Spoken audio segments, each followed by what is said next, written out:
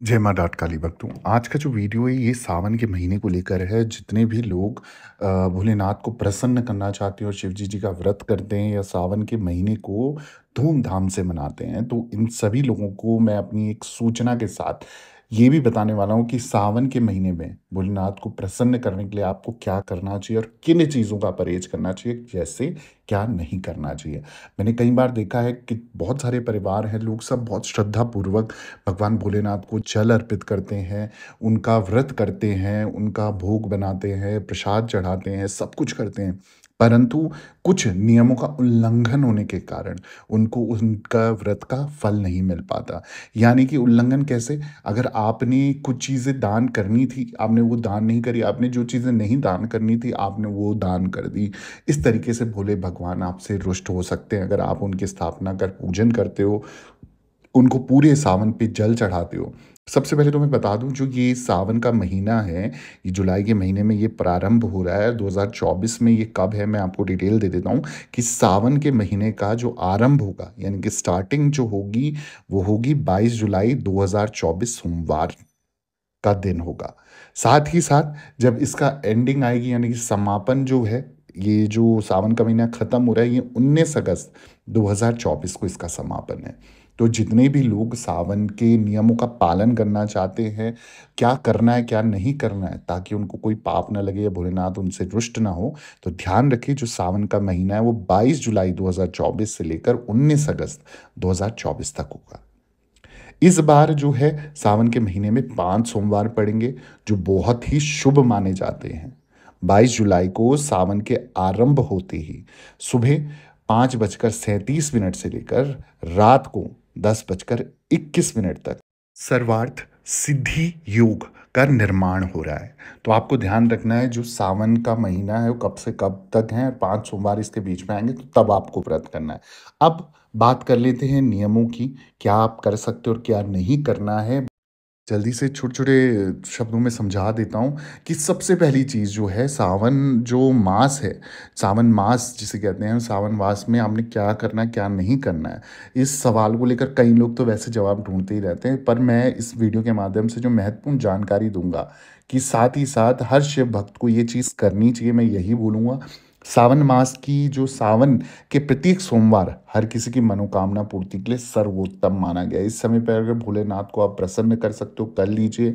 जो इच्छा रखोगे वो 100% उसी साल के अंदर आपकी पूरी कर देंगे। सावन का पहला सोमवार जो है, जैसा मैंने बताया कि 22 जुलाई से शुरू हो जाएगा, तो आपने ध्यान रखना है मनोकामना पूर्ति के लिए इस बार सावन का हर सोमवार अत्यधिक महत्व माना गया है। सावन में शिव कैलाश त्याग कर भूलोक पर निवास करते हैं, इसलिए सावन में भगवान शिव की आराधना सर्वोपरि है।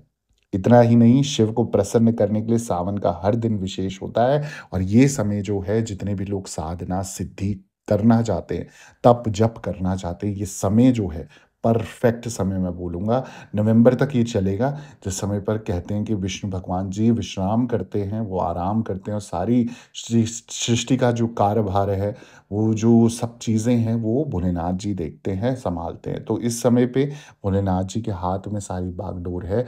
और अगर आप साधना करते हो, कोई भी जाप करते हो, महामृत्युंजय का आप जाप करते हो 1.25 लाख बार और उसे सिद्ध कर लेते हो, तो ये भी एक बहुत बड़ी उपलब्धि होगी अगर वो मंत्र आपका सिद्ध हो जाता है। अब मैं आपको बता दूँ क्या करना है आपने सावन के महीने में। सबसे पहली चीज़, धतूरा और भांग भगवान शिव को अर्पित करनी है। जितना ये सोमवार या सावन के रोज़ कर सकते हो तो बहुत अच्छी बात है, रोज़ नहीं कर सकते तो प्रत्येक सोमवार जाकर जब आप जल अर्पण करें, तो धतूरा और भांग भगवान शिव को अर्पित ज़रूर करें। अपनी इच्छा ज़रूर बोलें, जो भी परेशानी है उनके समक्ष अपना नाम, अपना गोत्र, अपनी परेशानी बोलकर आप बोलें कि भगवान शिव, अगर हमारी ये प्रार्थना पूर्ण हो जाती है, तो हम इस तरीके से आपका पूजन करेंगे या इस तरीके से ध्यान करेंगे। वो आपने बोलना है और अपना कर्तव्य पूर्णता से निभाना भी है। दूसरी चीज़ जो ध्यान रखनी है आपने क्या करना है, मिट्टी से शिवलिंग बनाकर नियमित इसकी पूजा करनी है।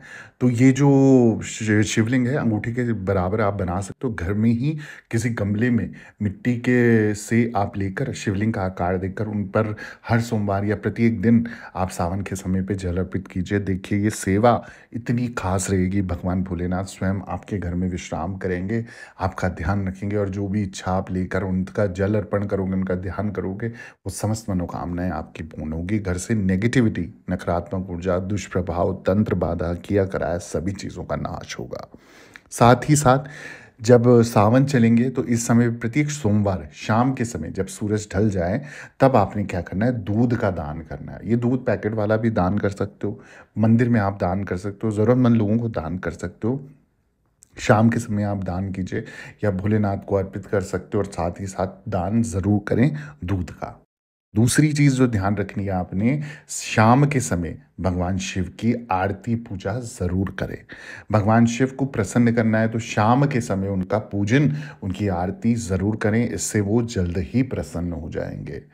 इस महीने में अगर घर के दरवाजे पर सांड आ जाए तो ये उसे कुछ खाने को ज़रूर देना है, उसको भगाना नहीं है, उसको डराना नहीं है, उस पे कोई हमला नहीं करना है, बल्कि उसको अच्छे से सेवा करनी है, उसको जल पिलाओ, उसको कुछ खाने को दो, तो इससे भी भगवान भोलेनाथ अवश्य ही आपसे प्रसन्न होकर आपका ध्यान रखेंगे, आपका कल्याण करेंगे, आपकी मन इच्छा पूर्ण करेंगे। अब जब मैंने बात करी कि क्या करना है, तो ये भी आपको ध्यान रखना है, जब मैंने नियम उल्लंघन की बात करी, कई बार हमसे गलती से पाप हो जाते हैं ना, तो हमें पूर्णता से फल नहीं मिलता। हम बोलते हैं हमने भगवान भोलेनाथ का पूरा इतना टाइम तक व्रत करा, पूजा पाठ सब कुछ करा, उनको स्थापित करा, उनका ध्यान रखा और हमें हमारी मनोकामना हमारी पूर्ण ही नहीं हुई है। तो कहीं न कहीं वो कुछ गलतियाँ, कुछ पाप आपके हाथों हो जाते हैं जिसका आपको प्रायश्चित करना है और ध्यान रखना है। आपने ये कार्य जो अब मैं बताने जा रहा हूँ, ये कार्य कतई नहीं करने, बिल्कुल नहीं करने। ऐसा करने से भगवान भोलेनाथ आपसे क्रोधित हो जाएँगे, रुष्ट हो जाएँगे और आपकी किसी भी बात को नहीं मानेंगे। सबसे पहली चीज़, शरीर पर तेल नहीं लगाना चाहिए। जितना भी सावन का समय मैंने बताया 22 जुलाई 2024 से लेकर 19 अगस्त 2024 तक आपने अपने शरीर के किसी भी अंग पे तेल का आपने मालिश नहीं करनी है, तेल नहीं लगाना है। आप बालों में लगा सकते हो पर और कहीं जगह आप तेल ना लगाएं। कांसे के बर्तन में आपने खाना नहीं खाना है। जितने लोगों को आदत है कांसे के बर्तन में खाना खाने की, तो सावन के समय पे इसका त्याग करें और सावन के समय पे नॉर्मल आप और कोई बर्तन प्रयोग कर सकते हो, पर कांसे के बर्तन पर आप अन्न ग्रहण नहीं करेंगे, किसी भी प्रकार का भोजन ग्रहण नहीं करेंगे। साथ ही साथ पूजा के समय शिवलिंग पर हल्दी आपने कतई नहीं चढ़ानी। जितने भी भोलेनाथ के भक्त होंगे उनको तो सब जानकारी होगी, परंतु जो लोग नहीं जानते मैं आपको बता दूं, कई बार मैंने मंदिर में देखा है कि शिवलिंग पर लोग हल्दी का प्रयोग करते हैं, तो हल्दी का प्रयोग नहीं करना है। पीले चंदन का प्रयोग आप कर सकते हो पर हल्दी का प्रयोग आप बिल्कुल नहीं करेंगे। दूसरी चीज, सावन के महीने में दूध का सेवन अच्छा नहीं होता है। तो आपको क्या करना है, जितने लोग भी दूध पीते हैं और भोलेनाथ की भक्ति करते हैं और भोलेनाथ को मानते हैं, तो सावन के समय पे जो ये आपको टाइम पीरियड बताया गया है सावन का, भगवान भोलेनाथ के व्रत की जो टाइमिंग है, इस बीच में आप दूध का त्याग कर दें, दूध ना पिएं। ठीक है, जितना हो सके दूध का दान करें या दूध उनको अर्पित करें, उससे भगवान भोलेनाथ जल्द ही प्रसन्न होकर आपकी मन इच्छा 101% पूर्ण करेंगे। दूसरी चीज, सावन के महीने में दिन में नहीं सोना चाहिए, इससे भी भगवान भोलेनाथ रुष्ट हो जाते हैं। तो जितने लोग उस समय पर भक्ति करेंगे, उस समय पर आपने ध्यान रखना है कि सावन के महीने में कोशिश करें दिन में आप लोगों ने नहीं सोना है। दूसरी चीज़ जो ध्यान रखनी है सावन के महीने में, सावन के महीने में बैंगन नहीं खाना चाहिए।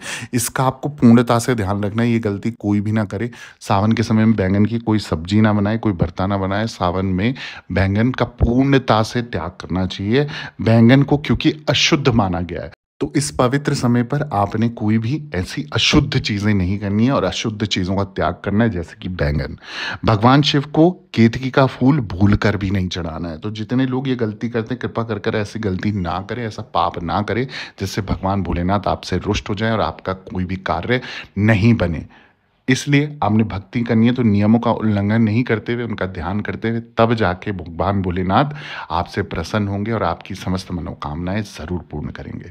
इसके अलावा कोई संकट बाधा है, निवारण नहीं मिल रहा है, तुरंत मेरे साथ अपॉइंटमेंट बुक कराएँ इंस्टाग्राम पर ऑफ़िशियल देवी भगवती शक्ति के नाम से मेरा प्रोफ़ाइल है, वहाँ अपॉइंटमेंट लिख के मैसेज करें, ऑनलाइन पेमेंट पे करें, जो भी प्रॉब्लम है आपको टाइम दिया जाएगा, बात करी जाएगी और प्रॉब्लम का सॉल्यूशन आपका 100% आपको दिया जाएगा। इसके अलावा आपसे निवेदन है, अगर ऐसे वीडियोज़ आपको अच्छे लग रहे हैं या ऐसे वीडियोज़ आपको और चाहिए तो जल्दी से मेरे चैनल को सब्सक्राइब करें, वीडियो को लाइक करें, ज़रूरतमंद लोगों के साथ शेयर करना ना भूलें और कमेंट में जय भोलेनाथ, जय माता दी ज़रूर लिखें। दरबार से बने रहें, सभी भक्तों को जय माता दी, जय माँ डाठ काली।